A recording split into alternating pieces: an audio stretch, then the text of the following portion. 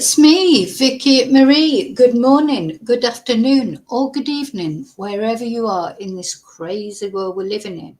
So we're going to talk about two things in this video. We're going to talk about the horrible terror attack on the synagogue in Manchester, my neck of the woods. A lot of my family live in that area. They're not Jewish, but so they wouldn't have been in the synagogue, but they're literally just around the corner from there, so a lot of them, or some of them. Just a terrible thing. We're going to have a little talk about it. We're going to try and tone down everything. Why do people hate each other so much in this world?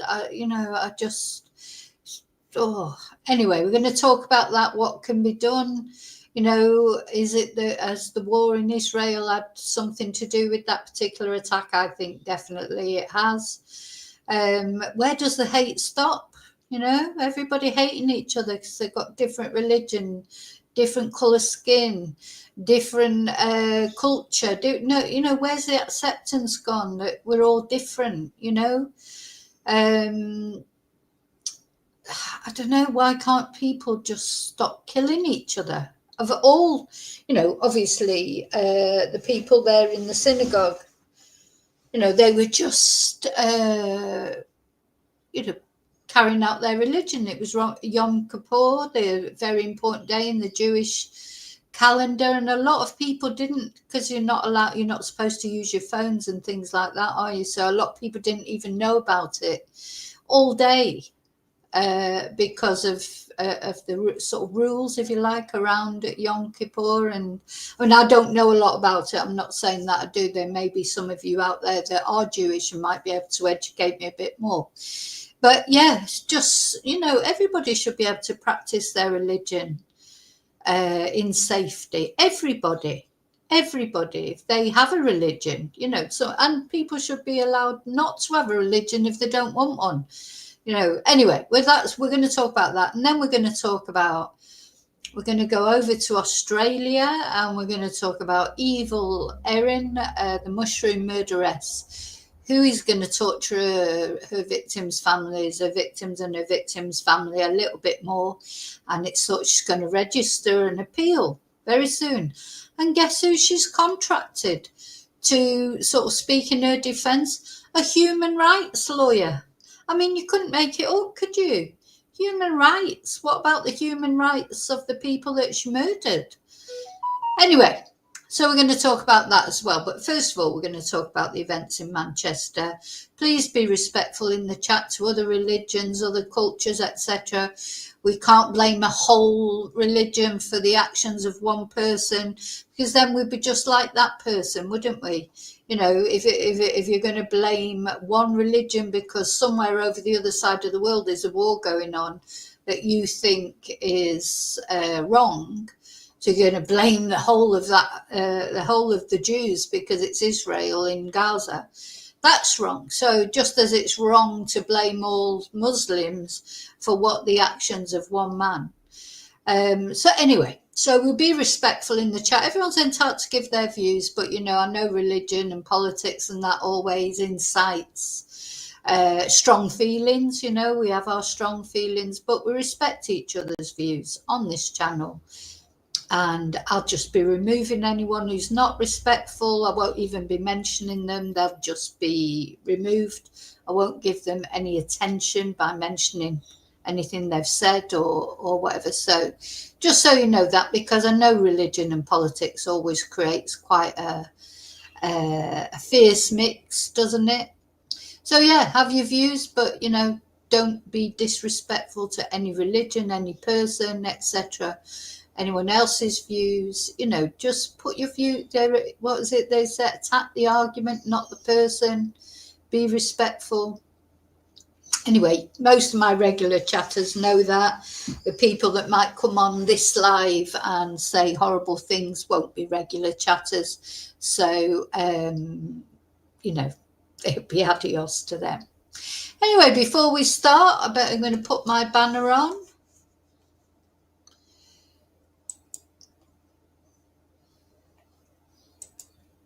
Say thank you. Thank you for watching. Thank you for liking. Thank you for subscribing. Special thank you to my members. We didn't get our members live last night. His number one son is not very well. I presume he's going to be okay today, but you know, he won't be getting out of bed till about 4 o'clock, so I don't know till then, but I think so. I mean, he really was poorly, and it's rare that he is poorly. He never misses work, so I can presume that he is really poorly. So I had to look after him, make him some chicken soup and things like that. Yeah, so instead I was sort of glued to all this unfolding at the synagogue. I mean, I probably could have done the live, but I didn't want to be I don't like to be interrupted. So we're going to do the members live tonight instead. We're going to talk about some nostalgia. We're going to go back to a time when it felt like it didn't feel like everything. It was such a crazy world. And we're going to have a laugh, and we're going to have a bit of a light sort of, you know, and I'm sort of glad in a way that we didn't have the live last night, because probably would have ended up talking about the synagogue attack, because it was emergent, so significant. And of course, it's my neck of the woods. So I think we wouldn't have been able to avoid talking about it. Whereas I think tonight, because we've talked about it, we won't have to talk about it. We want to talk about something lighter. We just want, it's like, you know, we want to sort of a bit of escapism, don't we? That's what we'll be doing tonight in the members. So thank you for being a member.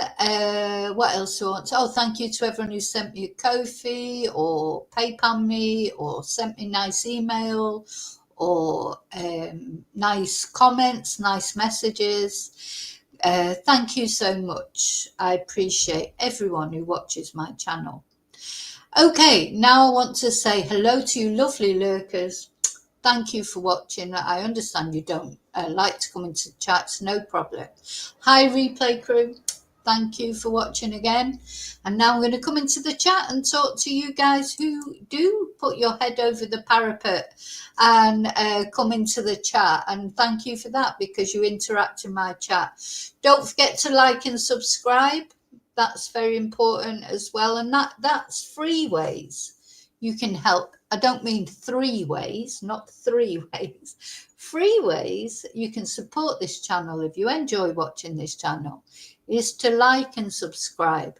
And those are gratis, free, no dinero. So, you know, please go ahead and do that. Let me put up my little like and subscribe button actually while I remember it. Yeah. Now I'm going to leave that up a little while just to remind people, because I didn't put a pin message. Often I put a pin message, but I didn't. Okay, so let's have a look. Hope you're all well. Let me know how you all are this morning. Hi, Julie. Yeah, I'll find out later when he gets up if he's feeling better. I hope so. It's just like a chest infection. Well, if he didn't, you know, not smoking might help, but there you go. It's his life to live, isn't it? Hi, David. Hi, Joanna. Hi, Daniel. Happy Friday. Thank you. Hi, Bluebell. Hope you're well. Hi, Tracy. Hope you'll all be there in the members tonight, and we'll make, you know, we're going to have some fun tonight, I think. Just, we need it, don't we? We need something lighter, don't we? The 60s, David. The 60s. The 60s. I was only 2. It's like, in fact, no, I was only just born at the beginning of the 60s. Not the 60s were the best times. The 80s were the best times. The 80s. Well, that maybe we can talk about that tonight, because we're going to talk about nostalgia. What were the best times? I mean, there were, you know, there's always things. I do think there were bad things happening even then, but the thing, I think the difference today is there's a lot of hate. I think there's a lot more hate now than there was in the world in general, but certainly in like in the Western world, isn't there? There's a lot more hate, intolerance. I always remember Britain Obviously, I haven't lived in Britain for a long time, but it was so much more tolerant than it is now. The hate that I see, and maybe maybe it's because we see it all on social media, whereas we didn't see it before. Oh, forgot my tea. Hang on, I've got to take the tea bag out. I don't want it getting too cold. I don't like cold tea. Get my tea bag out.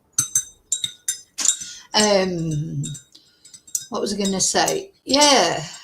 I do think a lot of it is because we get to hear too many things, really. I mean, obviously, Manchester to me is a relevant place and to British people. But, if things that happen over the other side of the world, sometimes things pop up that happen, I don't know, in miles away, but not even in sort of Western democracies. And I think, did I really need to know about that? It's very sad, and I'm sorry to hear that, but is it really necessary that I knew about that because it's brought my energies down, so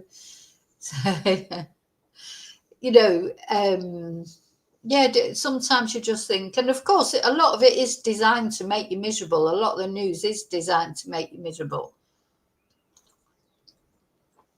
I've noticed lately there's a lot of, they're trying to almost get you to not go out the door, because anything could happen to you. Not to travel, not to do this, not to do that. I do think that's a form of social control as well, scaring you to death. So you're scared to go on a train, or you're scared to go on an airplane, or you're scared to go and practice your religion. But these sort of lone wolf terrorist attacks from either side, because sometimes it's Christians that are attacked, sometimes it's Muslims that are attacked. That's the other thing that we have to remember. Extremism isn't only for one religion, one culture. There's a lot of extremists out there. Most of the shootings lately, like in America, Charlie Kirk, he was shot by a sort of a report, it wasn't shot by a Muslim, it wasn't shot by, so, there's same, what's the other case that we've looked, Erin on the train, the guy was an American citizen. So it's not all about culture and religion and that, but there is so much hate. People are so hateful, aren't they, to each other? Have we always been like that, but you just didn't see it because it wasn't on social media? Do you think people have always been so hateful as that? Against for people's sexuality or for people's, so I don't remember that. Like when I was at school, I had friends of all different cultures. I never even thought about it. It's like I think about it now, but I went to a comprehensive school in Manchester, right in the middle of a council estate, and they were all, they were every religion, but you never even really thought about their religion. Didn't even, just, they were just my friends. Like I had friends of all colours, all creeds. Now I think about it and I think, it was a right mixture of, but at that time I didn't even think of it like that. I didn't think, I've got friends of all different colours and religions. They were just people. Never even thought about their religion or anything like that. In fact, some of my friends went about, I don't even know what their religion was. I mean, sometimes it's obvious, isn't it? Obviously, so so I feel for sort of people whose religion is obvious, because they're the ones that are likely to get targeted, aren't they? When you get Orthodox Jews who wear the hats and have the ringlets, they're clearly Jewish. They can't hide it, but then you do get other Jewish people, you wouldn't even know that they were Jewish. And same with Muslims and things. The women, straight away they're Muslim because they're wearing a hijab. So they must be terrified to go out sometimes. Just it's a hate-filled world. It's horrible. It is really horrible.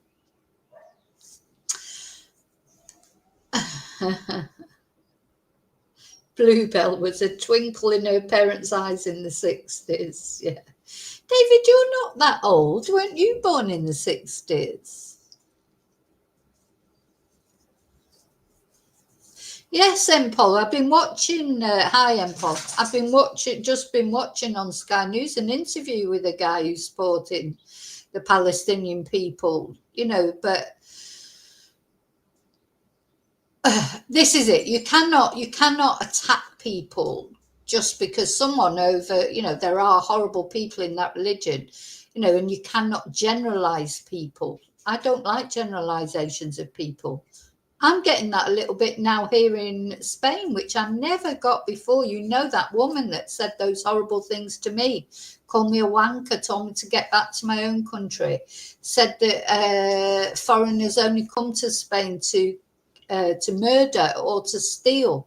That's how it feels to be attacked just because of the way you look, because I can't hide. I don't look Spanish. Nobody's going to think I'm Spanish by looking at me. So, you know, you can't hide it. It's really quite scary. I mean, that wasn't that scary because it was an old lady with a walking stick, for God's sake. But yeah, if that would have been a young guy, you know, because there's a lot of far-right extremism in Spain as well. There are, you know, there is the party Vox that is anti-foreigners. You know, and once you're a foreigner, or, you know, I mean, I've lived here 30 years. I mean, when do you stop being a foreigner? I mean, this attacker in Manchester, he's been in Britain since he was a child. He's Syrian descent, but he literally has been in Britain since he was a child. How did he get radicalized? You know? Yeah. It's very... you know, everybody's different. To me, you have to take people at face value. That's like hating all women or hating all men or hating all anything. You can't just hate someone. You know, these labels that we put on people. You hate them because they're a Muslim. You hate them because they're a Jew. You hate them because they're, I don't know, whatever, MAGA, or then the MAGAs hate the liberals. Everybody's different. You know, we are all unique. We're like snowflakes. I know calling someone a snowflake is these days is an insult, but we are like snowflakes because all of us are unique and different.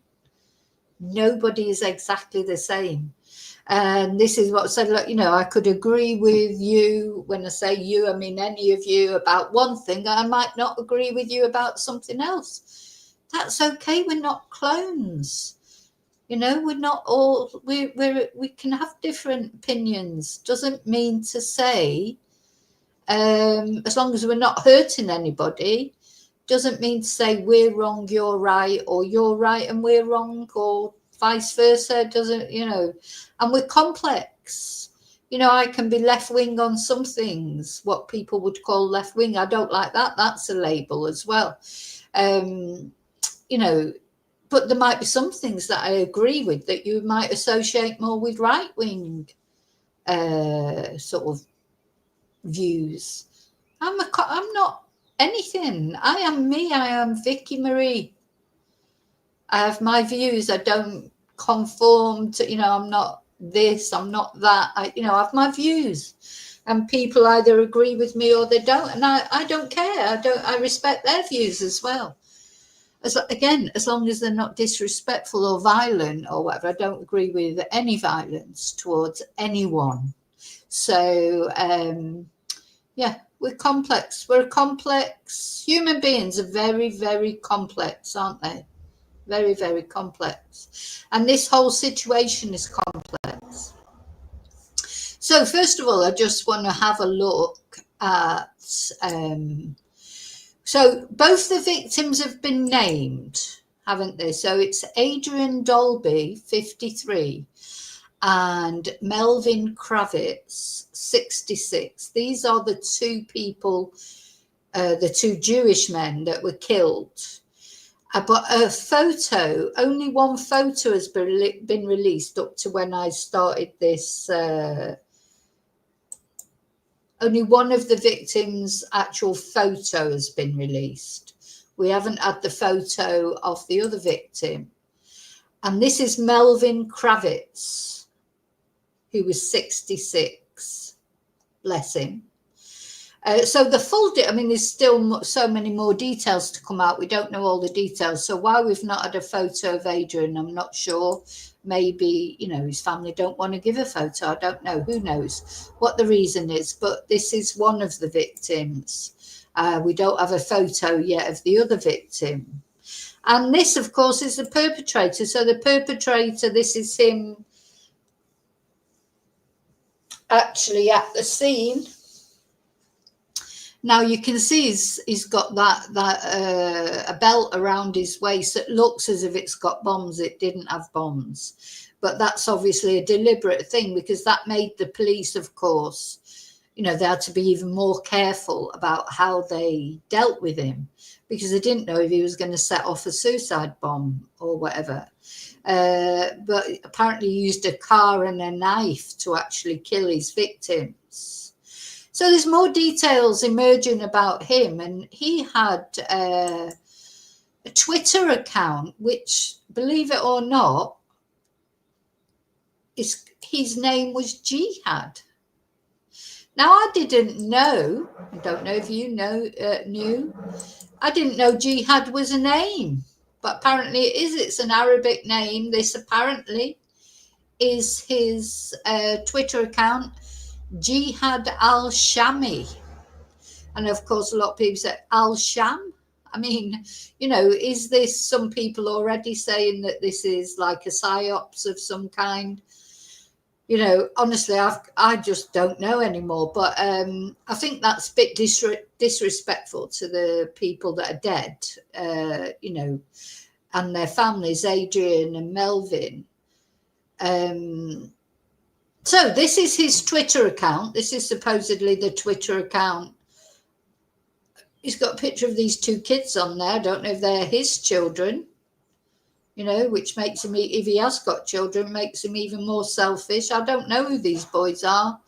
And then, of course, his account, that is in Arabic, but so not speaking Arabic, I have no clue what that says. I was looking for... Sorry, I was looking for, oh, it's got 19 comments there. Let's see.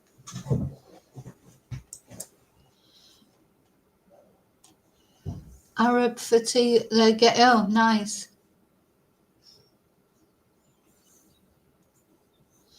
Oh, nice comments. So I thought the comments might have been from his friends when he put the thing up, but they're not. They're nasty comments. You know, two wrongs don't make a right. I don't like that. You know, just because of what one person does, don't think it's right to do horrible things as well, is it? And this is really the crux of it all, in my opinion. You know, if you look at it's a very complex situation, isn't it? So, you know, I don't want to upset anybody, but when you look at what's happening in Gaza, which started off with that horrible attack from Hamas, I mean, you've just got this intractable situation, because you've got Benjamin Netanyahu, who is a monster, in my opinion. And then you've got Hamas, who are also monsters. And who's suffering is the people stuck in the middle of it, like the people in Gaza being bombed left, right and centre. And because Netanyahu, and sort of understandably, I suppose, is trying to eliminate Hamas completely. Hamas tend to hide behind civilian sort of targets, don't they? You know, they go underneath hospitals and schools and things like that. Hamas are awful, of course, as well. You know, and I'm not defending Hamas. This is the other thing people have to understand. When you condemn someone like Netanyahu, I am condemning him. That doesn't mean say I'm supporting Hamas. Yeah, I just support not killing babies. You know, that whoever it is. Now, I don't know what the answer is, because I know it's a very complicated situation. But I just don't see, I don't like Netanyahu's sort of solution that he's using at the moment. And I hope that it's true that, you know, Donald Trump says he's sorting it all out. Let's see.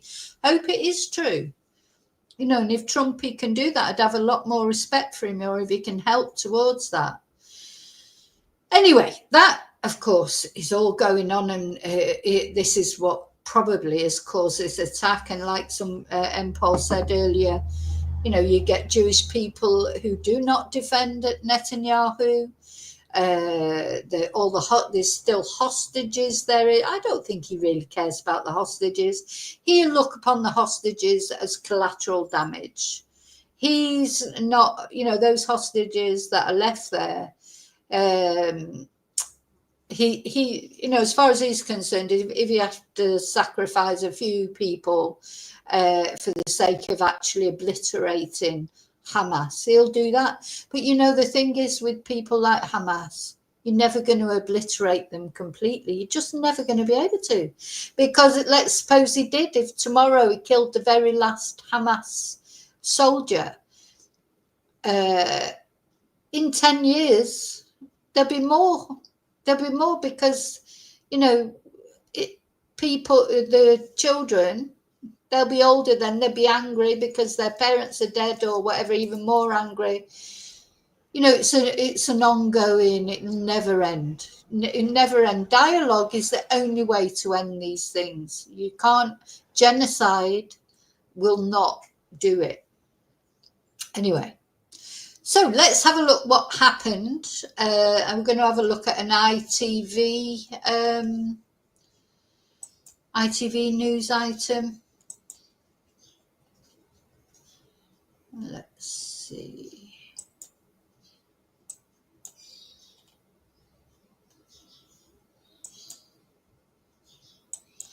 Oh, and I don't know if you saw this. Sorry, I mean, this guy, he would not move out of the way. There's a dead man lying on the floor next to him. He's just there watching what's going on. The police are dealing with the suspect, who's got this sort of what looks like a bomb around his waist, and then telling these people to move on. This guy's just stood there. Oh my God. Has any of you seen this video? But anyway, we're going to watch it. On the most holy day of the year for those of Jewish faith, what twisted belief has led the suspect on the ground to make them a target? Get back! If you're not involved, move back! Get away! Somebody stay with casualties! Everybody else! He has the ball! Go away! He's got a bomb on him! So he's saying everybody out. I mean, you know, even if he's elderly, I understand what you're saying. Maybe he was a bit confused, but he's like, he said, it's like watching it like it was a telly or something. So this poor guy is deceased, I think, on the floor here. The actual perpetrator is there, and the police are shouting, "Get back! He's got a bomb, or he might have a bomb, or whatever." And the guy's just stood there. The great British public, oh, they're brilliant, aren't they? He's already driven a car at people outside the synagogue in Crumpsall and attacked others with a knife. At least one victim is still lying on the ground. Now police take no chances given his third potential weapon, the suspected bomb around his waist. The gunshots proved fatal, but so did his attack. 2 victims dead, 4 others injured. Here you can see the suspect's face. He's been named tonight as Jihad Al Shamie, a 35-year-old British citizen of Syrian descent. Behind him, we've blurred the... Yeah, 35-year-old British citizen brought to Britain or came to Britain when he was very, very young. So, you know, what happened there? But the other thing so I looked up about the jihad. It is apparently a common name, and, you know, excuse my ignorance, some of you are probably out there saying, "Oh, didn't you know that?" No, I didn't. I did not know. So it's an Arabic name, and it's used in various Arabic-speaking countries, though less commonly than other names, as it is often associated with the term's significant religious and historical meaning within Islam. The word's origin means struggle or striving, and encompasses both an inner spiritual struggle against temptation and an outward effort to defend faith and uphold justice. Yeah, I mean, I think if you were Arabic now, or, you know, you wouldn't want to call your child Jihad, would you? Because of the association that it's got.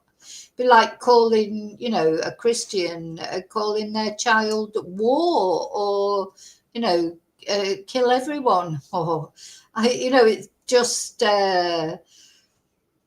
you know, just like, anyway, do you know what? It's a crazy world. It's a crazy world.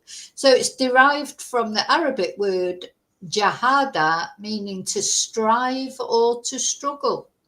And in a religious context, it refers to the struggle to live a righteous life in accordance with Islamic teachings.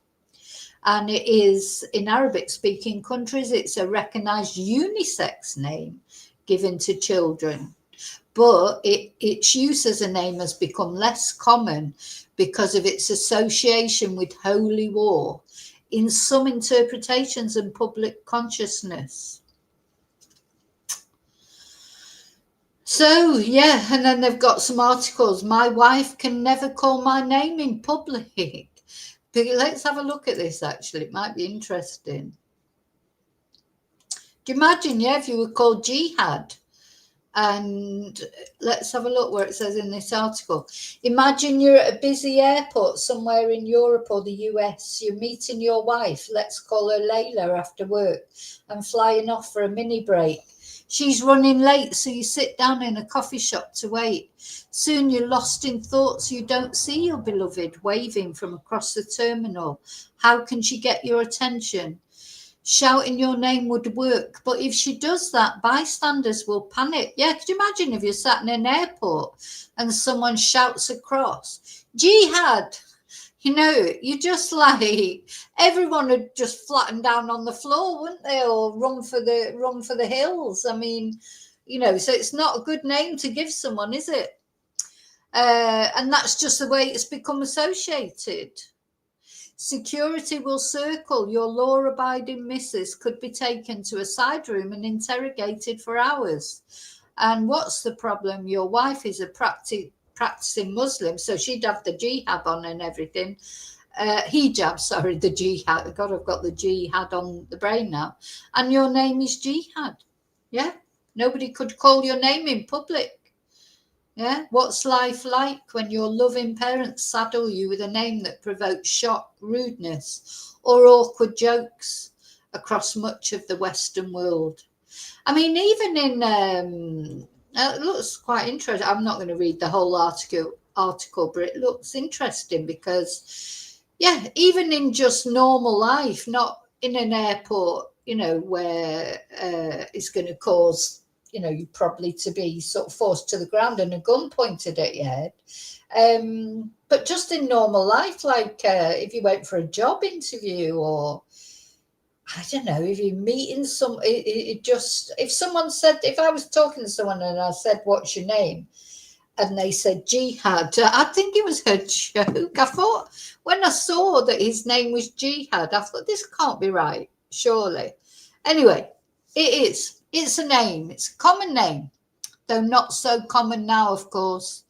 I think if you had that name, you would probably change it.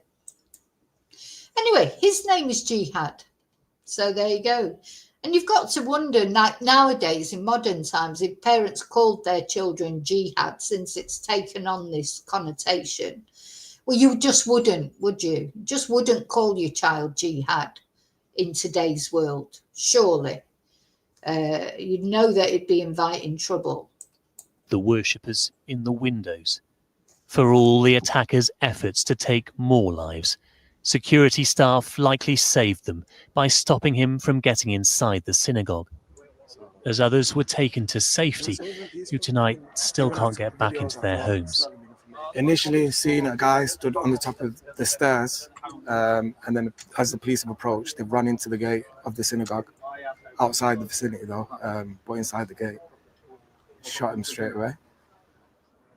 It was hours before police could get near the suspect to identify him.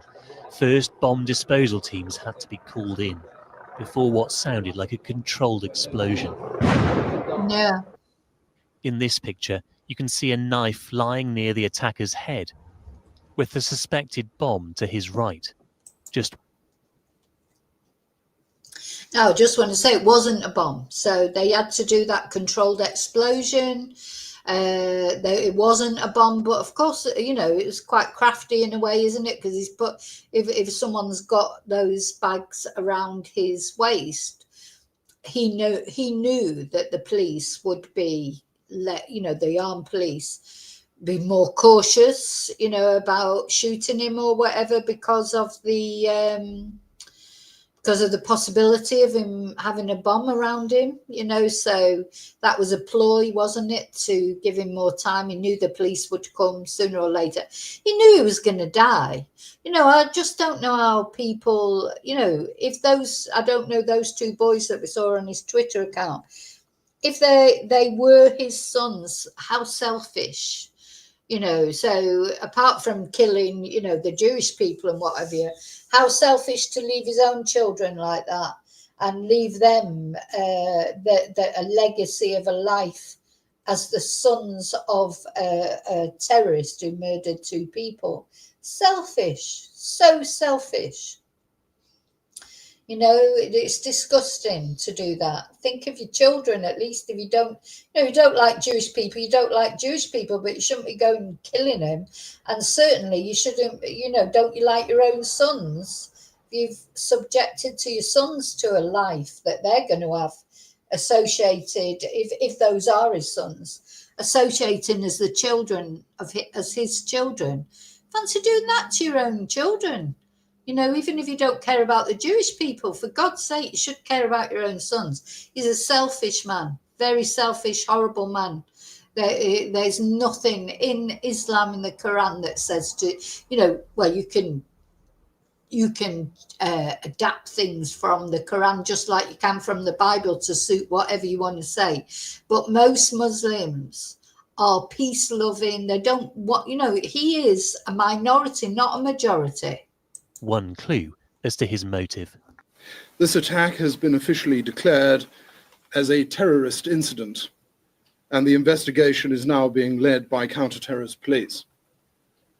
As has been confirmed by CT policing, we believe that the identity of the offender has been established, but until we are certain of this fact, it is premature to set out this detail at this juncture.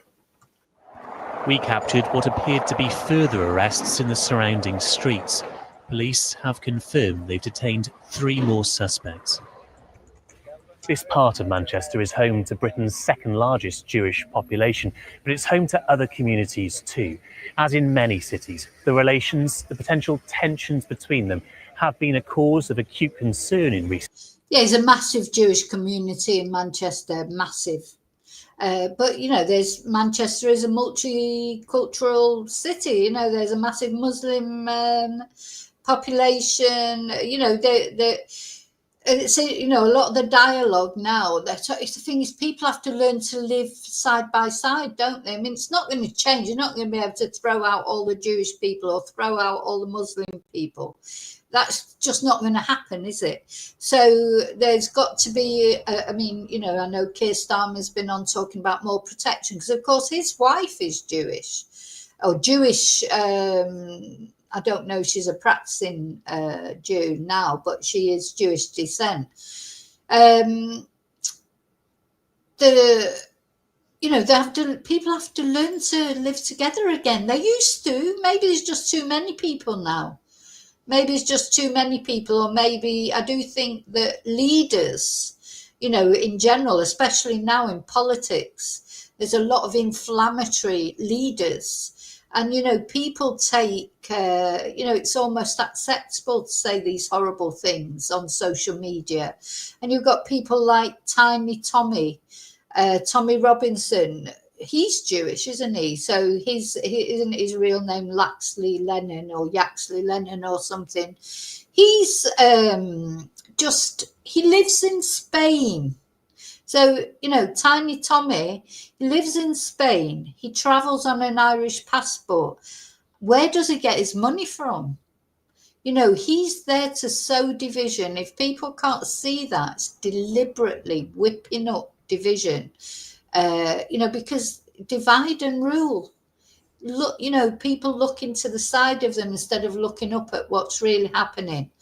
He's like in the pocket of the Zionists, and then you've got Nigel Farage. He's in the pocket of the Russians, and people can't see it. He's another one. He's like, he's got he going for Brexit, but he's got an alternative passport. His family have, he doesn't, and he's all over in America every 5 minutes as well. And if people think that Nigel Farage gives a toss about Britain, they're completely wrong. So it's all, that's two people that are causing division in Britain or fueling it. They're not causing it. I mean, people have got legitimate grievances. I know that, about immigration, etc.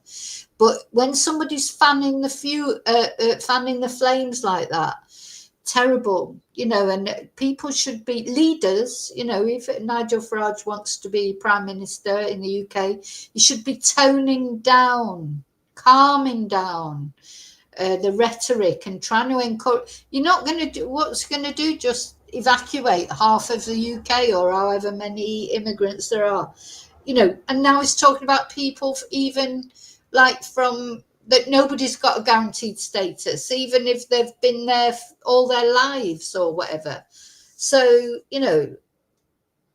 anyway, so for me, leaders, they should be trying to make things better, not make things worse, because everyone's terrified of going out the door at the moment. Years, the fear that global events could make people local targets of hatred.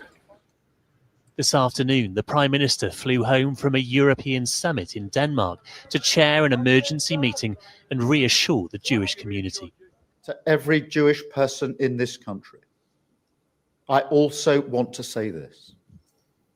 I know how much fear you will be holding inside of you.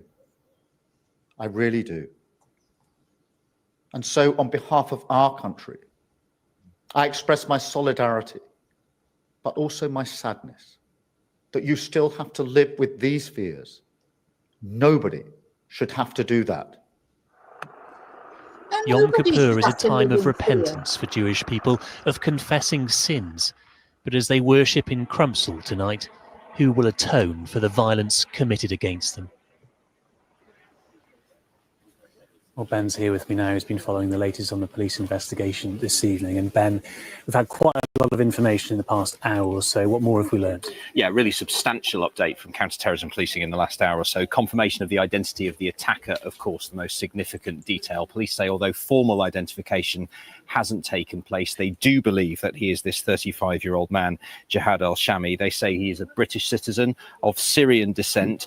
We understand from what we've been able to find out about him that his family have lived in Greater Manchester for more than 30 years. Police have been seen searching his family home this evening. We understand he is a father. He appears to have worked as a tutor, teaching English and computer programming. We also understand his father is a trauma surgeon who has worked in war zones for a variety of aid agencies. Now, police say from what they know at the moment, there is no record of any previous referrals to the government's anti-radicalisation programme, Prevent. Meanwhile, tonight, police have confirmed they have 3 further suspects in custody. Yeah.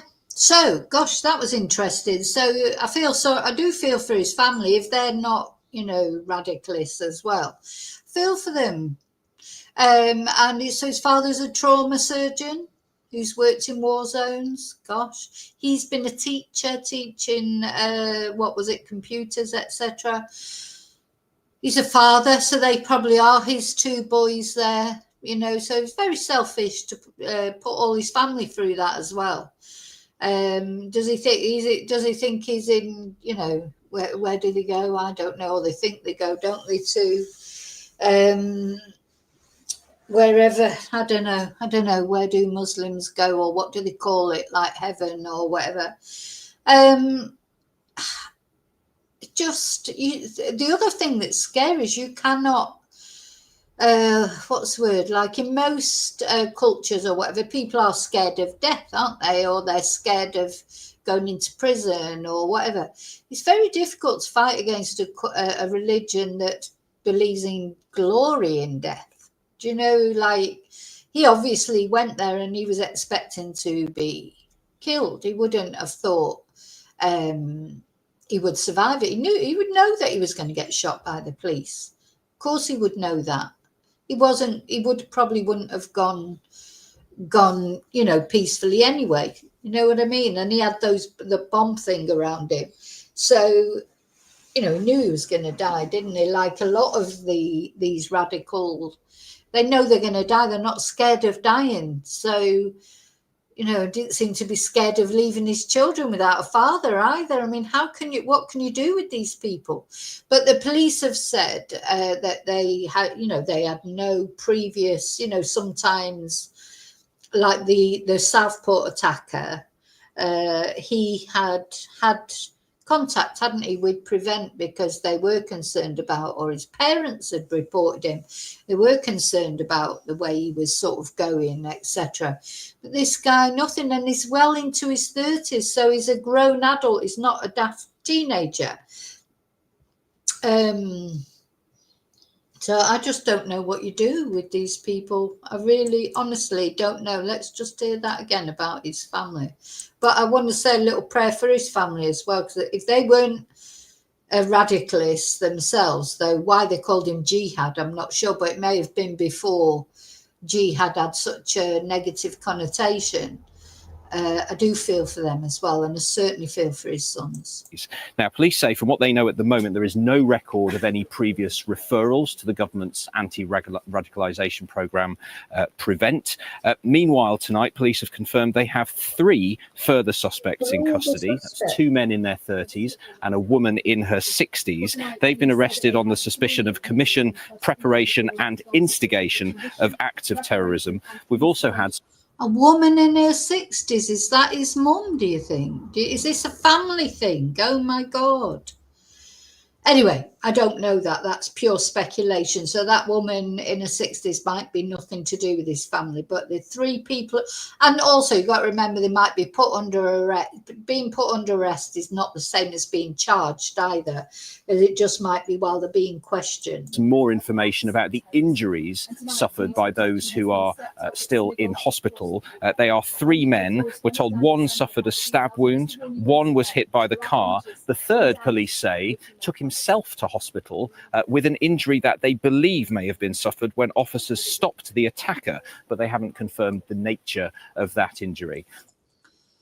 Oh, so there you go. So there's a lot that we don't know yet. So there's 3 other people in hospital. Two men died and 3 people in hospital. That was interesting what he said, that they thought one of the guys took himself to hospital, that maybe he was injured by the police. So, you know, that's why the police are trying to get everybody out of the way.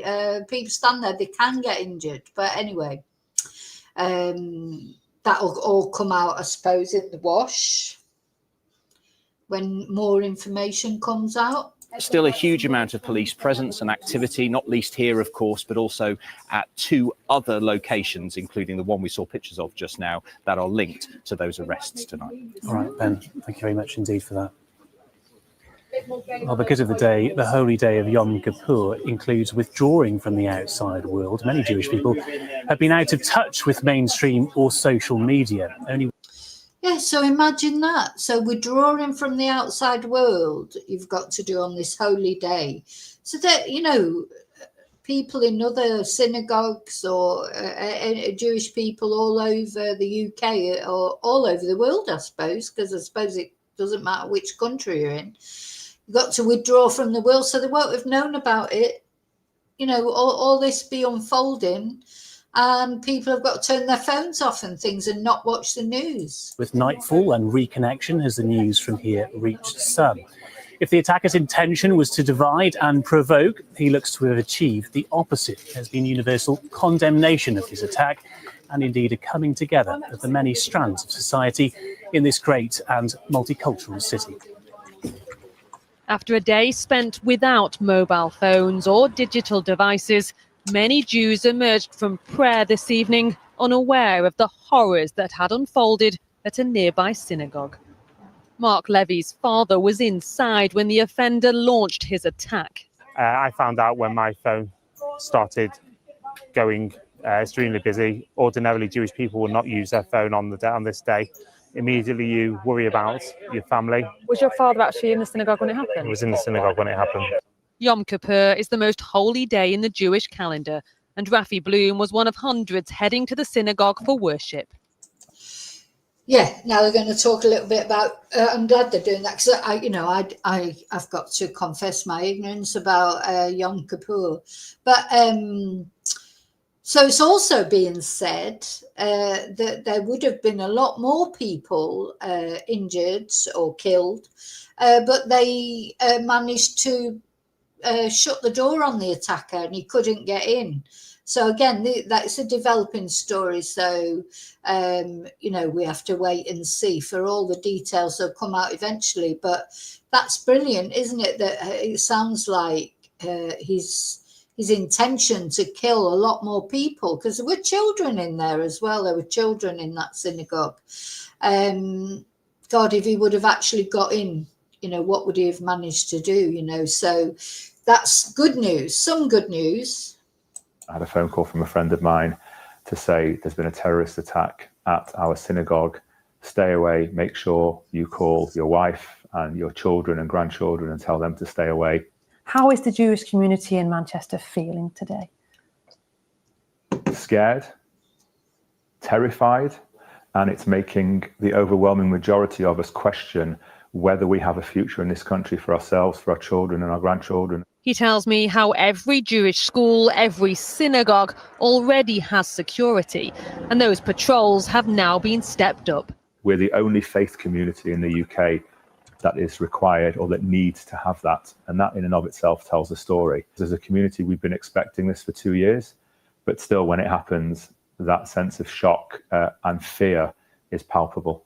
But Manchester is a city that's been shaken by terror before and stood defiant.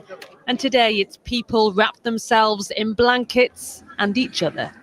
Greater Manchester will never stand aside when one of our communities is attacked. We ask everyone to show solidarity to the Jewish community this weekend. And while the shock... Andy Burnham, King of the North. Yeah, I've got a lot of respect for Andy Burnham. Now, I've just looked on, because it seems like most of us aren't really sure what Yom Kippur was. Now, there was a war between the Arabs and Israelis that was called the Yom Kippur War. But now is the Day of Atonement is what it means in Hebrew. It's the holiest day of the year in Judaism. It occurs annually on the 10th of Tishrei, whatever that is, which corresponds to a date in late September or early October. And it has evolved into, so it may have been to do with the war to start with, but it's evolved into a day of atonement and repentance. Reminds me a bit of Ramadan, that sort of thing, isn't it? Reflection, confession, seeking forgiveness from both God and others. The day's main observances consist of full fasting, abstaining from physical comforts, attending extended prayer services, usually at the synagogue, and reciting confessional prayers. Some modern Jewish denominations, such as Reconstructionist Judaism, focus less on sins and emphasize personal reflection, goal setting, intentions for the year ahead. So that's some traditionalists link it to Moses, or some suggest it emerged later around the 5th or 4th century BC as a priestly innovation. So let's see. I'm only on Wikipedia, but you can find it obviously if you want to know more about it. But yeah, it's like a day where you've got to relinquish, got to fast, relinquish sort of worldly things. Continues to sink in. Simon, who's just 16, says we must look to the future. I think if anything, it will make the community stronger and pull us together even more, and it will show that every time we get knocked down, we'll come back up. And in every corner of this community, that togetherness is clear to see. Amy Welch, News at 10, Crumpsall. Robert joins me now from Downing Street. And Robert, we've heard the Prime Minister saying quite a lengthy address this evening that he will do everything in his power to guarantee security for Britain's Jewish communities. But what does that actually mean in the coming days in practice? Well, he wants to show solidarity with the community. He and his wife, I understand, were at Synagogue at Shul this evening. She is of Jewish origin. I'll tell you a little bit about what they decided at the Cobra meeting. That's the meeting of senior ministers, which takes place when there is an emergency of this sort. One of the things they were intent on doing is put out as much information about the murderer as quickly as possible to prevent the kind of absolutely toxic conspiracy theories we saw after the terrible Southport atrocities. Now, they have... Yeah, now, but the thing that we have to remember as well, they have put his details out very quickly, which is good because it's, you know what it's like. If there's no information comes out, people make it up, don't they? But the difference here, of course, is he is dead. So there's no court case coming up, is there? With the Southport attacker, they had to be, as soon as something happens and when the person is apprehended, if they're not dead, you've got to start thinking about the court case that's coming up. So you've got to be careful with the information that you give out because they are still entitled to a fair trial, whether, whatever. And it can jeopardize their conviction if they give out too much information. Now, they haven't got this problem with this guy. This guy is dead, so they're not having to, it's not, I mean, there may be criminal convictions come out of it, like for the other people that have been arrested. So, but as far as he's concerned, they can give out details about him because they're not going to be brought up in a conviction later on, and their defence lawyer's not going to be saying, oh, well, they should never have given his name out or blah, blah, blah, blah. So they have been a bit freer to release details about him. I've said that we've had a sort of background briefing which says that the man we know is a British national of Syrian descent. I think the relevant people in terms of this very heated immigration debate is he entered the UK as a very small child, granted British citizenship in 2006 as a minor. So those are some of the sort of basic facts that our politicians will be grappling with. The other thing they decided at Cobra was to significantly increase the police presence at synagogues, but also strikingly at mosques, because they are fearful of far-right retaliations on the Muslim community. There is a bit of a worry about the police being stretched. There is a rally in London in support of the prescribed Palestine Action Group, a group classified as terrorists, and there will have to be a large police presence there. Yeah, then immediately afterwards, we had this Palestinian protest and whatever. And yeah, of course, the police, I'll tell you what, the police in Britain are at breaking point, because Britain's at breaking point for a start. All the hate, everybody hates each other one way or another. All the protests, the police can't cope with it. They can't cope with it because of austerity under the Tories, and now actually it's not much better now under this Labour government. It's still austerity, really, isn't it? They're not Britain is governed by bloody policed by CCTV. You see, it's like you never see. The CCTV won't help you in the moment that you're being murdered. All right, afterwards they might be able to find the person who did it to you quicker because they'll be caught on CCTV. But the police are too busy doing all these bloody protests and things, and they're not doing. People don't feel safe because the police are being strangled. In the sense of they're not getting enough. They've had so many cuts. over years, not just, over the 13 years of Tory government. And now, as I say, not much better now. The police do an important job. Everybody hates them, don't they? It feels like they can't win whatever they do. But at the end of the day, they do an important job. And, that perhaps they should be supported a bit more. I've really noticed the difference here in Spain. I said it often. There's police everywhere. You'd probably come here and think, oh God, is it a police state? Because literally, just before I went out and got petrol, I saw police. You can hear the police at the moment. Actually, there's a siren going. I take the dogs out for a walk in the morning, and the dogs are doing the police are doing a patrol around the campo where people walk the dogs. There's not a day not a time that I leave the house that I don't see police, and I live in a tiny little village. It's like God, but it's good because it does make you feel reassured. Now, they still have protests here in Madrid and the big cities and things like that. Well, even in my little village, there's quite often protests, and Spanish people like to protest just as much as British. It's a fundamental part of their democracy, like it's a fundamental part of British democracy. It's so difficult, isn't it, to decide when does a protest become a hate march? A peaceful protest is important, isn't it? But while the police are having to police all that, so they can't be at every synagogue in Britain, can they? They just can't do it. You just can't do it. So what's the answer to protect, the people in the synagogues? Because anti-Semitism is on the rise, but so is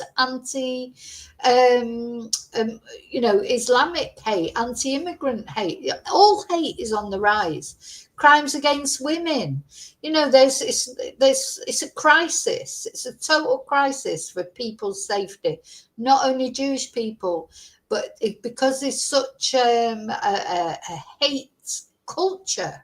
Feels like, why hate people just because of their religion? And the police can't cope with it. There's not enough police to cope with all the protests and then monitor all the synagogues or all the mosques, or make sure women are safe walking the streets at night, or young lads are safe from knife crime. Just chaos, isn't it? Something, I don't know, I don't know the answers. To me, though, the answers always lie in talking and dialing down the fervour and the hatred. Letting it all go and inflaming people is just going to make it worse. As well. Then there is this issue signalled by the Prime Minister, but also that I talked to a number of other members of his cabinet about, which is how does the government combat the rise of anti-Semitism? And when you talk to ministers, it's not as though they haven't been aware of it, but the sort of gravity of it it seemed to me as only really dawned on them. One of them talked to me about how we are seeing this across the world. We've seen a rise in violence against Jews in America, in Canada, across Europe. One of the things, as a Jew, that I pointed out to a couple of ministers is there is this elision, this conflation in many people's minds between Jews and Israelis, and somehow Jews are regarded as supporters of Netanyahu and what he's doing in Gaza.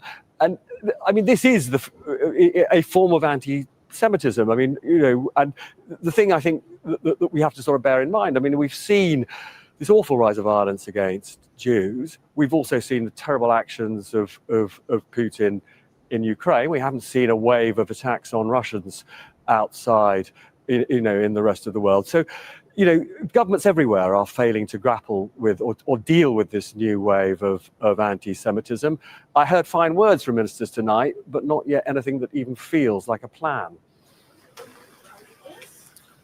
Okay, Robert, from Downing Street, thank you very much indeed. As the Prime Minister made clear, police have been placed on duty outside synagogues across the country. Reassurance, perhaps, but the shock and fear that has seized this part of Manchester has spread to Jewish communities far from here. It seems a dread. So apparently Keir Starmer is back in Manchester. I've got Sky News on the TV there, and he's gone back to Manchester to visit again. And some sad news just for those of you who remember the series Keeping Up Appearances. The if you remember Hyacinth, I think we might talk about this tonight in the members live, because we're talking about nostalgia.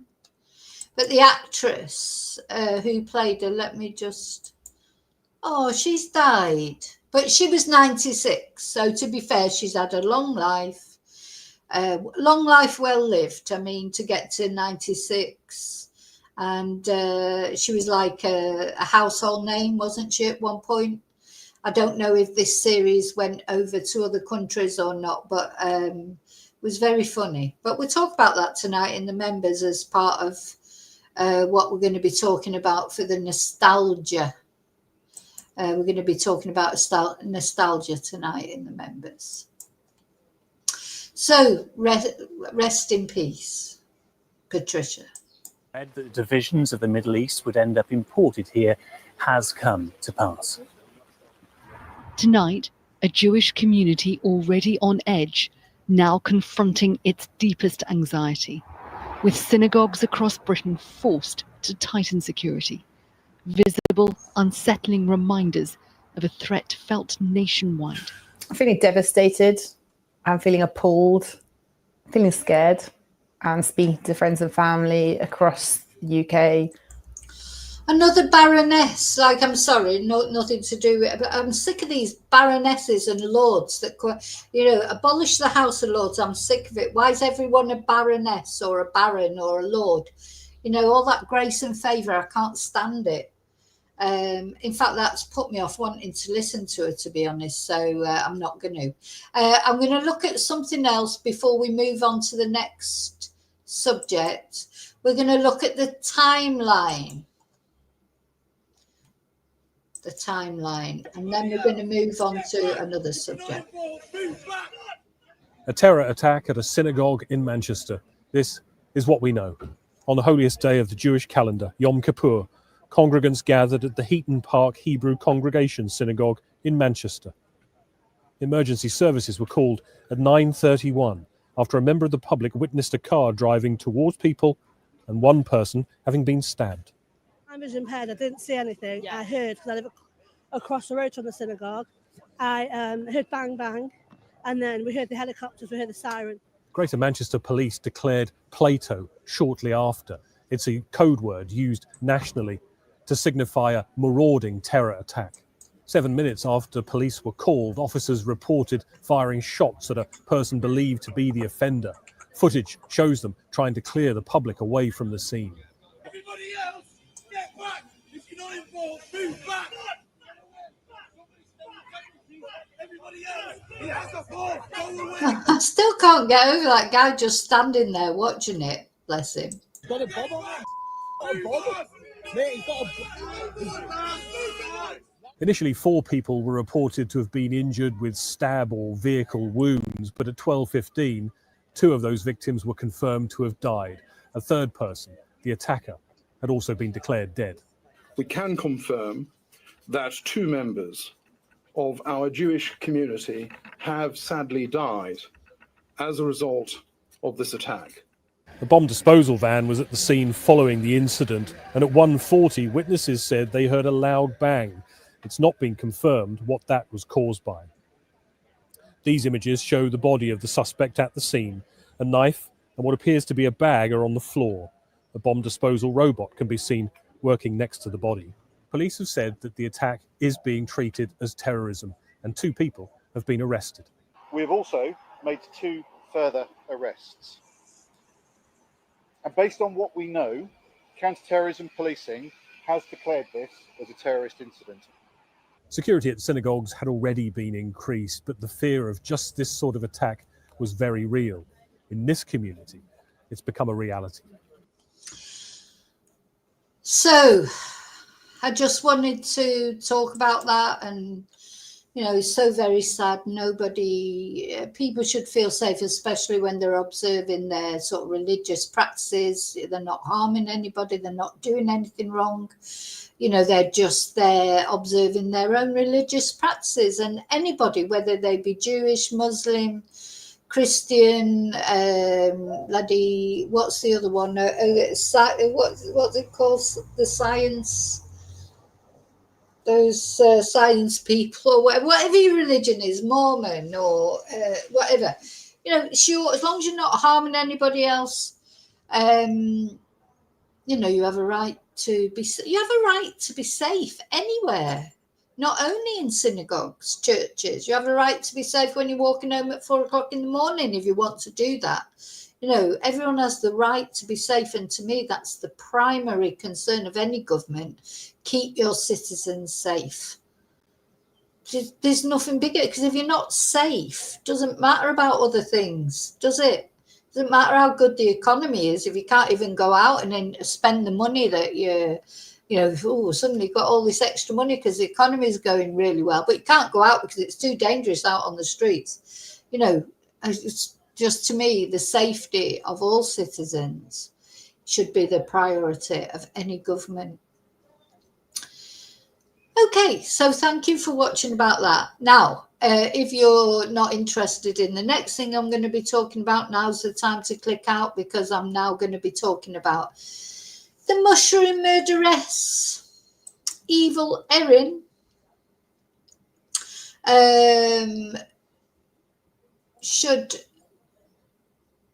Evil Erin.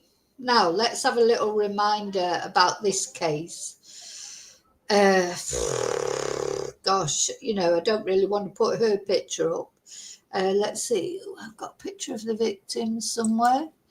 So these people up in the left-hand corner there, this was Don and Heather. Don, Heather, and oh gosh, the other name now is so it's Heather. Heather is the third lady along. She died, unfortunately. Her husband Ian, who's on the far right of the photo, not on the far right, on the far right of the photo, he survived, didn't he? He was Heather's husband.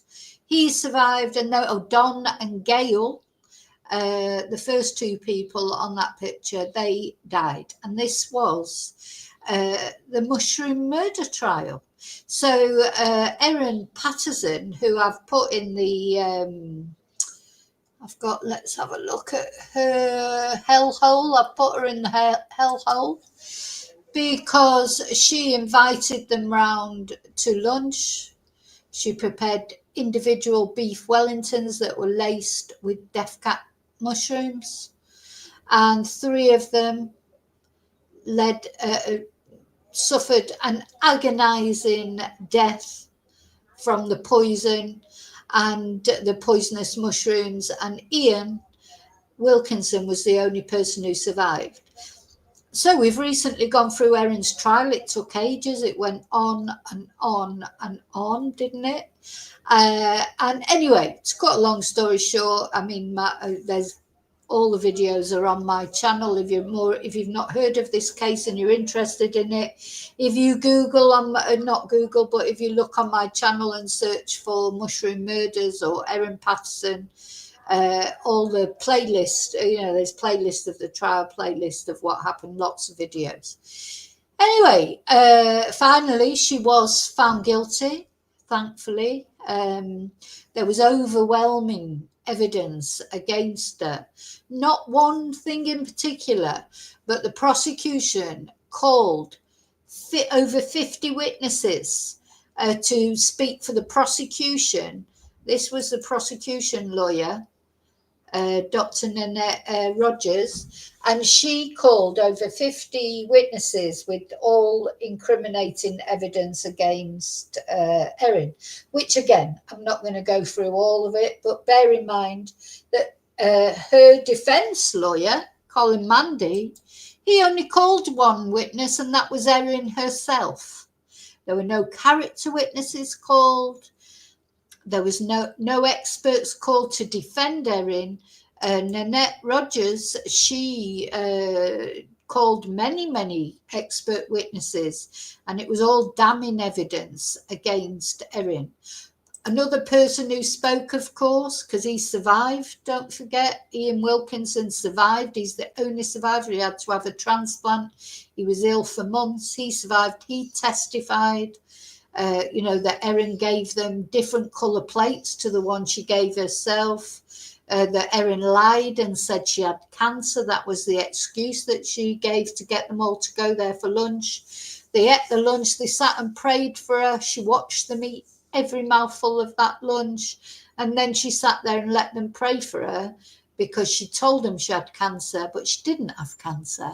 So anyway, she was such a liar, wasn't she? It was lie after lie after lie, and she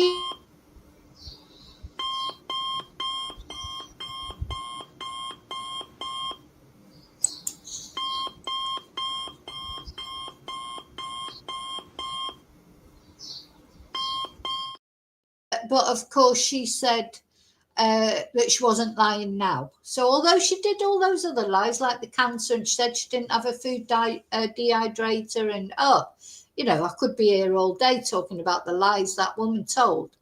But her defense was, she told all those lies, but she's not lying now. She didn't kill them. So anyway, the jury saw right through her. She was found guilty, and she was given a minimum of 33 years to serve without parole, which a lot of people were angry about because she should have life without parole. So really 33 years for murdering 3 people. That's only 11 years each, isn't it? And then nothing for trying to murder Ian. Also, it seems apparent that she often, maybe 3 or 4 times, tried to kill her estranged husband, Simon. She's not a good person. But anyway, that was never taken to court. I think the prosecution dropped those cases again for trying to attempted murder of Simon, because they felt like they had the better case of the murder of Don, Gail and Heather, and the attempted murder of Ian. So those cases were dropped, and she's not been held accountable for trying to murder Simon, though it seems apparent that she probably did. Now, the thing about Erin is she's a moneybags, isn't she? She's got loads of money.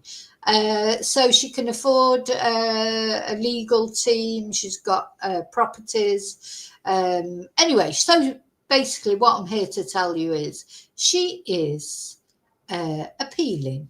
She's going to appeal.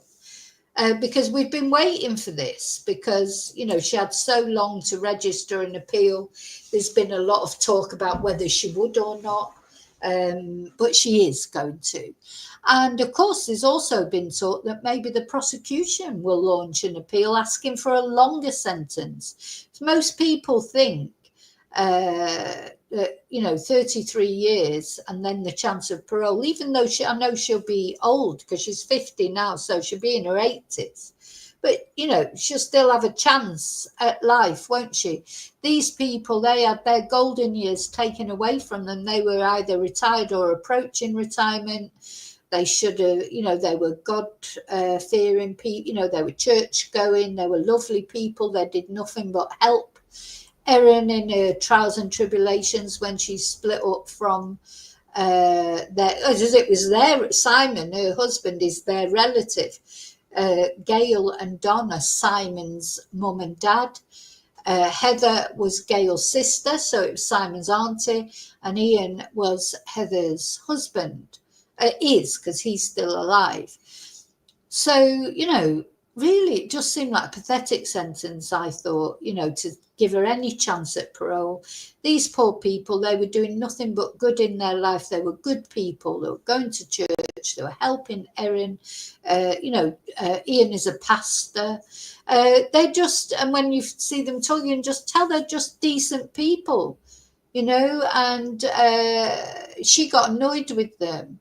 because she asked them, she wanted them on her side. I mean, the other thing that Erin did when she came into all the money that she came into, she lent money to relatives of Simon's, and that's a form of control, isn't it? She lent the money to buy houses, and I think then she would have wanted practically blood from them in like loyalty and whatever. And she got annoyed with the family because she felt they weren't sticking up for her enough in her estrangement from Simon. And she's, you know, nasty, snidey person.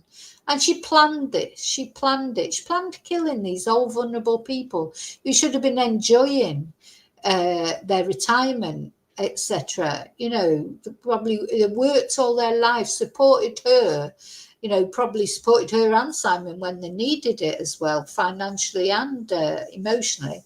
And then because she was annoyed that she felt they weren't supporting her enough, she, you know, came up with this murder plan. And it was planned. It was planned. And what I'll never be able to get over is she sat there and watched them eat those death cap mushrooms, knowing that when they left that table, they were dead people walking. You know, she said goodbye to them knowing. Anyway, then she concocted this big thing, like big story about, you know, one minute she'd never been foraging for mushrooms and she got them from an Asian supermarket. Then it was, oh, well, yeah, I did go foraging for mushrooms. I must have got them mixed up. Then it was, no, I've never had a food dehydrator. And then when the police found the dehydrator at the dump, oh, yeah, I did have a dehydrator, but I just panicked. Just lie after lie after lie. Anyway, so she's apparently going to appeal. So let's have a look. Just wanted to let you know that. I don't think she's actually done it yet, but they're saying that she's planning on appealing. And in her defence now, she's apparently going to employ a human rights lawyer. Honest to God, when I saw that, I just thought, a human rights lawyer. You know, what did she care about her victims' human rights? Makes me really angry, you know. Anyway, let's see this video. Got to appeal her convictions. She was revealed. First to this breaking news, triple murderer Erin Patterson will appeal her convictions. That was revealed, I should say, during an administrative hearing at Victoria's Supreme Court, where Jack Nyhoff is standing by for us. Jack, do we know what the grounds for appeal are? Good morning to you, Laura. A very brief mention in the Supreme Court of Victoria. Those documents have not yet formally been lodged, so it's unclear at this stage what grounds the legal team will be applying for that appeal, but confirmation from legal representatives today in court that they will be seeking to appeal that jury verdict which convicted Erin Patterson as a murderer. Now, there was 3 counts of murder during that hearing and 1 count of attempted murder. Of course, she was sentenced to life in prison, 33 years non-parole for that, which means she won't get out of prison at this stage until she's in her 80s. That's when she'll be able to apply to be let out. So very few details at this stage that we do know, but we know for a fact that there's a 28-day extension now that she and her legal team will be able to, of course, apply for that appeal, Laura. Jack, thank you. So the communications regulator will investigate whether. Are we going to have to go for? I mean, I just feel for Ian and the family of the victims, because are they going to have to go through it all again? Anyway, so a new lawyer apparently has represented Australians facing the death penalty overseas, and they come into the triple murderers legal team as the high-profile killer gets set to appeal.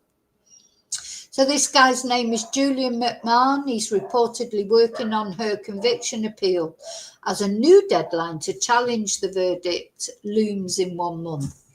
Mr. McMahon is a companion of the Order of Australia and a senior counsel and counts the heroin smuggling ringleaders of the Bali Nine among his highest profile defendants. An anti-death penalty campaigner, Mr. McManus received the Victoria Law Foundation Distinguished Pro Bono Service Award.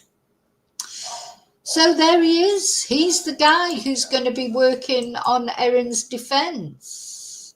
Hi, ACW. I'm just having a look to see. I don't think I've missed anybody else coming in. Oh, David's back. I'm still here. I'm still live, and David's back. I hope you're okay. How did you get on? Oh, it was just for bloods. Okay. Who's this? Howard. Hi, Howard. Hello, Canada. So, what do we think? Oh, gosh, are we going to have to, this is how I feel. Are we going to have to go through all this again? God knows how the poor family of the victims feels and how Ian Wilkinson feels.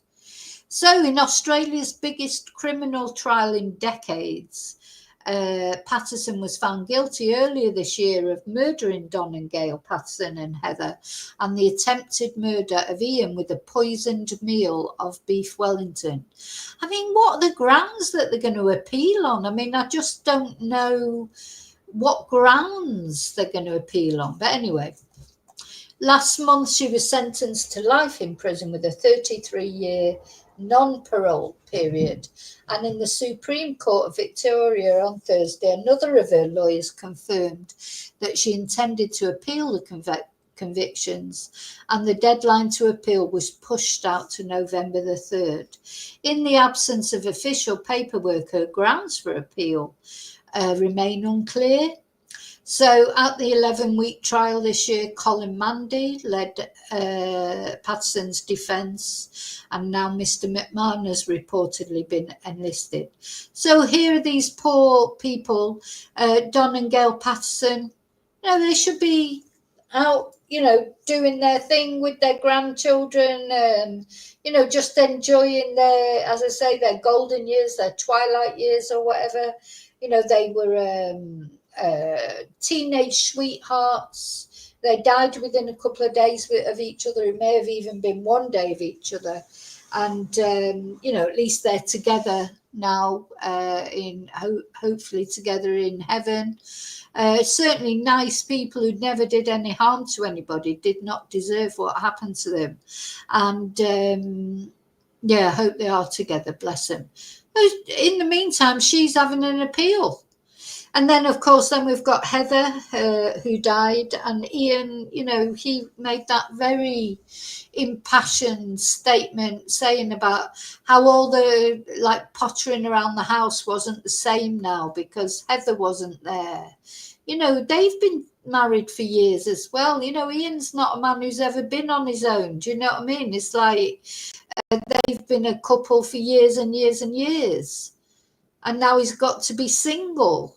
At his age, he doesn't want to be single, and also in the circumstances, he only just recovered, and the thing is, he received a transplant, a liver transplant, because those death cap mushrooms, they kill you slowly. They strangle your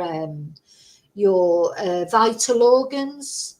And so Ian was lucky, I suppose you could look at it that way, that he was healthy enough to have a transplant, and it worked. Though he's still obviously, he was ill for a long time, and he's still not 100%. He'll never be 100%. And but the thing is, Heather was too ill to have a transplant. Her liver died inside her. That is what this woman did to these people. It's a cruel, horrible, prolonged, painful death, and they knew they were going to die. And then the hospital had to put them in a coma, and only Ian came out of it. And then Don, he did receive a transplant. He was considered well enough to have a transplant, but unfortunately he did not survive. And Don actually more probably of the meal than anybody, because Gail Patterson, his wife, she only ate half of this beef Wellington, and Don finished off the other half. But anyway, he was given a transplant, but unfortunately he died anyway. Whereas Gail, the same as Heather, was considered too ill to even be given a transplant. So, you know, both these ladies were just too ill. And in the meantime, evil Erin presented at the hospital, didn't she? Say she had a little bit of diarrhea. You know, they're dying in hospital with severe symptoms of nausea, well, vomiting, diarrhea, etc., pain, you know, their vital organs, you know, being strangled by this horrible poison. And, oh, but not Erin. No, she just had a little bit of diarrhea. She was at the hospital 5 minutes. And as soon as they mentioned death cap mushrooms, it was suspected death cap mushroom poison, she was off. So you imagine going to hospital and people telling your relatives that you had over for lunch are dying or on death's door, and you might be the next because you ate the same meal apparently as they did. You go, I've just got to go home and sort out my daughter's ballet bag. That's what she said. I mean, it's ludicrous. She went into this panic. She wanted to go home and hide evidence. I bet she could not. She thinks she's so superior, Erin, so clever. I bet she could not believe it when they actually mentioned death cap mushrooms to her, and she realised that they were onto her. And literally, they told her that she may need a transplant too. And she just said, oh, I've got to go and sort my daughter's ballet bag out and sort the animals out. Anyway, then she didn't answer phone calls from the doctor. So the doctor, he phoned the police because he was that worried about her, though he now says that he thought that she was a sociopath. He thought instantly she was guilty. And of course, he got into trouble for that. He's been reprimanded. Anyway, off she went. She went back a little while later, and then they said, look, we need your children in as well, because Erin has 2 children. They were supposedly had eaten the leftovers from this lunch. Erin was reluctant to take her children to the hospital. Could you imagine that? So your relatives are on death's door because of a meal that you've cooked that your children's already eaten. And the hospital say to you, look, we need to give your children a check over, and you don't want to take them. Come on. Just as clear as day, isn't it? It's crystal clear that this woman is guilty. So anyway, Mr. McMahon, as well as representing the Bali 9 ringleaders, was in a Singapore prison the day his client, Melbourne man, Van Tuong Nguyen, was hanged in 2005. And in an interview with ABC in 2001, Mr. McMahon described he and his colleagues' work as looking after people who no one else really wants to defend. Yeah, well, nobody will want to defend Erin, that's for sure. You know, the thing is, they have to have defence. I know that. You know, that's the bedrock of our democracy, isn't it, as far as court cases are concerned? Everyone's innocent till proven guilty, and everyone's entitled to a defence. And I suppose if he likes to defend murderers and drug dealers, that's his prerogative, isn't he? And he's against the death penalty. But do you know what? When he goes high west side, when he goes to foreign countries like Singapore, Singapore, they don't mess about, do they? Not only they've got the death penalty, they do it quite quickly as well. It's not like in America where you can be years and years on death row. They don't mess about. And I personally don't agree with the death penalty either. But I think if you're going to do it, then do it quickly, get it over with. Don't leave it it's just flashing up now on Sky News that one of the victims at the synagogue died after being accidentally shot by the police. I'll look at that in a minute when I finish with this. That's a shame, isn't it? That, oh my God, I'll have a look at that in a moment. Oh, how awful. But, you know, you saw how that those people were just hanging around when the police were trying to contain the suspect. You know, that'd be awful for the police person as well, won't it? Because to know that they've killed an innocent person by mistake. Anyway. So, yeah, while he wasn't in court on Thursday, Mr. McMahon has successfully argued appeals in the past. He got Akon Guodi's 26.5-year sentence with 20 years non-parole brought down to 18 years with a 14-year minimum. And that woman murdered her twin 4-year-olds, killed her 16-month-old, and attempted to murder her 5-year-old child. Oh, sorry, I can't go along with that at all. You know, that oh my God, 18 years for murdering 3 children and attempting to murder another one. Oh my God, what's going on in Australia, for fuck's sake? Oh, sorry, I could have, you know, it's just wrong. The case was argued and appealed all the way to the High Court, although Mr. McMahon represented Guodi at the Supreme Court stage. So, having been found guilty and sentenced in the Supreme Court, Patterson will be hoping her case is taken to the Court of Appeal.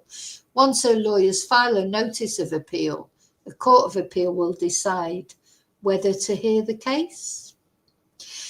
So, this particular article, they say they've attempted to contact Mr. McMahon, but their attempts have been unsuccessful, and his office declined to confirm his involvement with Patterson. So I don't know. There you go. So I wanted to tell you that. Now I'm just going to comment on this story. From the synagogue. Because that's awful, isn't it? Let's have a look. So this is an emerging story, I think, on Sky News. Well, it'll be emerging on other news things as well. Right. This is a break. Like, God, you could be on all day talking about this. I can't be on all day. I've got to go shortly. But I just want to have a look at this. So one of the victims killed in the attack is believed to have been shot mistakenly by police. In a statement, Chief Constable Sir Stephen Watson says the force have taken advice from medical professionals overnight ahead of full post-mortem examinations later today. The Home Office pathologist has advised that he has provisionally determined that one of the deceased victims would appear to have suffered a wound consistent with a gunshot injury. And it is currently believed that the suspect, Jihad Al Shamie, was not in possession of a firearm, and the only shots fired were from the police, from the GMP's authorised firearms officers, as they worked to prevent the offender from entering the synagogue and causing further harm to our Jewish community. It follows, therefore, that subject to further forensic examination, this injury may sadly have been sustained as a tragic and unforeseen consequence of the urgently required action taken by my officers to bring this vicious attack to an end. And GMP have also been informed that one of the victims is still in hospital following the attack. One of the 3 victims still in hospital following the attack has also suffered a gunshot wound. Well, they've shot two people. Anyway, we've got to wait for fuck's sake. Anyway, sorry for my French, but the injury is mercifully not life-threatening. Both victims were believed to be close together behind the door when the attack took place. Yeah, because people were holding the door shut so that the guy couldn't get in. Oh my God. Our thoughts and prayers remain with all the families and the wider community impacted by this incident across Greater Manchester and beyond. So that's very sad. Very sad, isn't it? That's even more sad if Victor, one of the guys was actually shot by police by mistake. Anyway.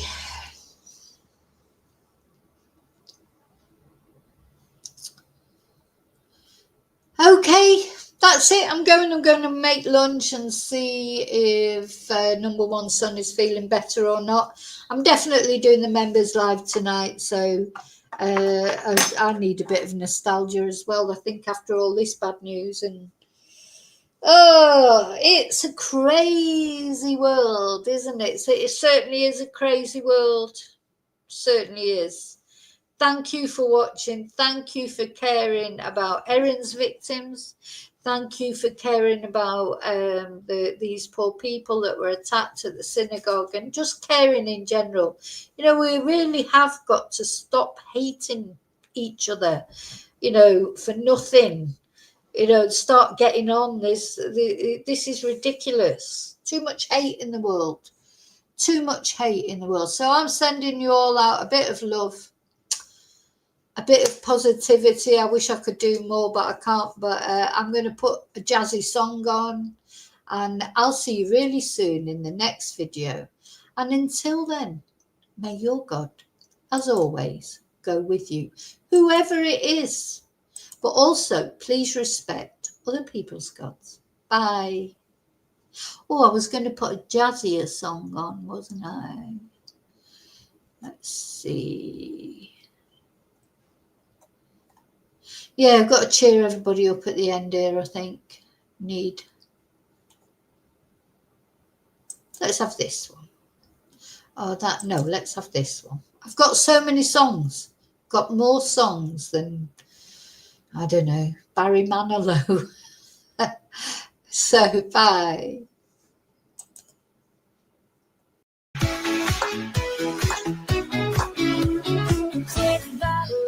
If you're smiling today, give a follow to help spread the play. Share the play with friends everywhere, so more can laugh and show they care. Like, follow, share, subscribe, don't hide. Like, follow, share, subscribe, don't hide. Like, follow, share, subscribe, don't hide, don't hide.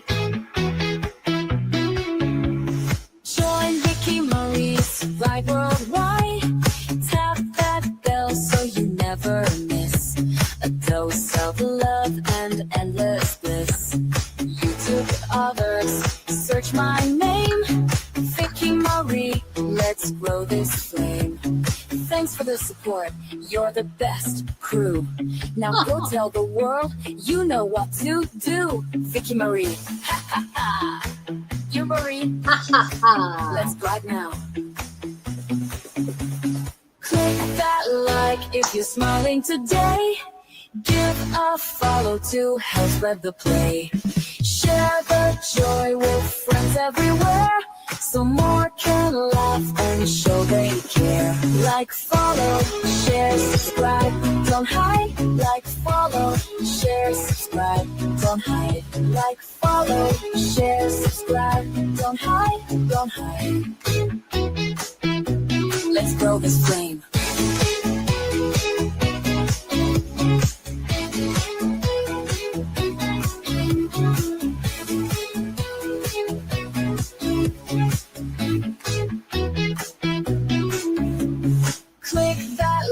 If you're smiling today, give a follow to help spread the play. Share the joy with friends everywhere, so more can laugh and show they care.